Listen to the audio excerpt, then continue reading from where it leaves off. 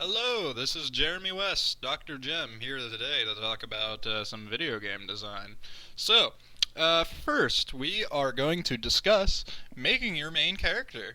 Uh, this is a topic that's pretty layered, so this is something that's going to mainly cover a lot of the basics. It might be a little vague, but I'm going to do my best to make it interesting for you all. Okay, so first, I would like to give a shout out to Extra Credits. If anyone is interested in anything related to video games or video game design, you should immediately look for the annotations I'm going to put around here and watch their videos on mechanical villains versus narrative villains. The reason that I'm discussing villains in a video about heroes is because the villain is a very similar character. They're going to be playing a critical role in the story, and I find that when you look at a lot of main characters, you're going to find that a lot of their attributes are going to be similar to the mechanical and narrative villain. So, if you look for something like, say, a mechanical hero, you can find a good example in Mario. Everyone knows Mario, and he's very iconic for a lot of what he resembles. When you look at him, he's immediately just smiling, standing there, just ready to go.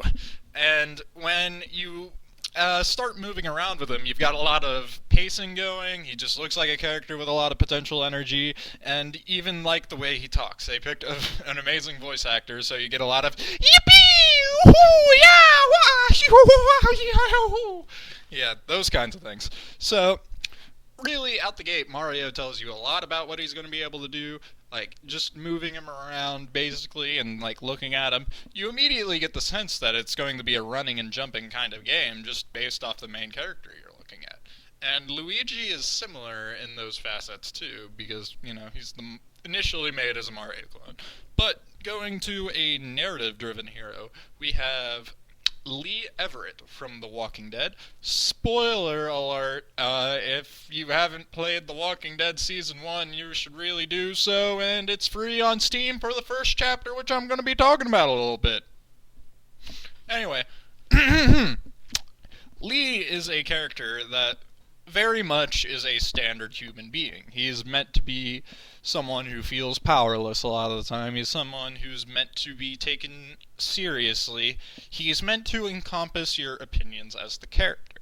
And looking at him visually and his tone and the way he talks, there will be comedic moments, but a lot of the time he just has a very face. Like, he's very somber, very neutral, with a lot of potential, and usually a lot of his expression comes out through the form of his dialogue. And later in the game, when you are doing something cute with Clementine, he'll be like really happy, like big contrast to how he usually looks. And in various phases, you'll have some kind of injury, and you'll just be sulking around and look kind of scared as everything's happening. Don't want to get killed by zombies. Oh god, zombies, I spoiled the game. Anyway, that's kind of how like a narrative character should look. Should look like someone that contrasts the world and reflects its emotions. Whereas if you look at Mario, what does he tell you about the Mushroom Kingdom? He's a fat fucking plumber. Like, that doesn't tell you anything about Goombas or Koopas or anything, and he doesn't have his emotions reflect on the world. So there's quite a bit of contrast between those two for some obvious reasons. But if you want to start combining the two, that is something you can do. And it's very well executed in the case of Samus Aran. If you look at her immediately, you've just got, like, this soldier going around with a gun, ready to kill things. And she is, like, got that ready to go feel. It's going to be a jumping shooting game. You get that vibe right off the bat. She doesn't really tell you about the morph ball or like any of the crazy shit she's going to get later off a glance, but you do get a very good impression. And narratively, like just seeing this person in a suit of space armor on a planet that's full of mostly animals and like foreign creatures, it tells you that she's pretty much an invader to that planet in a way. Like, you don't get the sense that she belongs there, and later when you do find out that she's female... SPOILER! Anyway, when you do find out she's female, you do get an idea of the kind of life she's lived. Usually, to be like a badass like that, like a big reveal in that case, because females tend to be more dexterous and like timid stereotypically, and to be a badass female, you have to work against what is considered normal, and especially in a world that's as dangerous as that. So Samus does give you a lot of inflection, just like seeing the character contrast the world without much, because she is a silent protagonist, and that's pretty badass of Nintendo and Samus alike. Anyway, next I would like to discuss when you are making your own character, you should always consider what role your main character is going to serve. If you look at these examples, you can already see that there is quite a difference in the roles that they are serving. Like, Mario is just, we just needed to throw someone in this game to run and jump over all these obstacles. We're making spikes and pits that kill you. We just need something that's going to make this game feel fun. Fat Italian plumber. Yippee! Yippee! Yippee! So, and then, like, with Lead, it's just ordinary black guy. And just have him talk, make him really serious. Give him giant eyes so that he freaks the fuck out about all these zombies.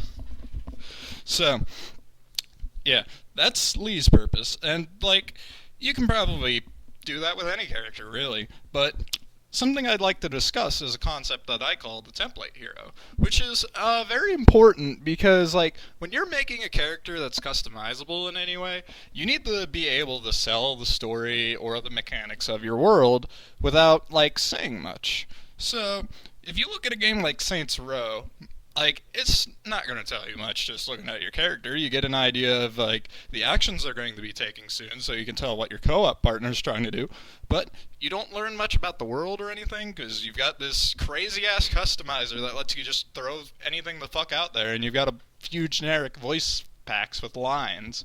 So it's very prefabricated, despite the fact that it's incredibly customizable, contrasted to Dark Souls, which is another game with a template character. But in that game, you are also a silent protagonist. What you see mechanically is going to often be like your starting armor and such, where you like can tell whether you're like running a light character or a heavy character. Like, that'll tell you a lot about their speed and the type of combat they might do. But when it comes to the world itself, whether you're alive or hollow does tell you a lot. Like, looking at the hollow without your armor on, you've got this really ragged, scrunchy curse mark on you.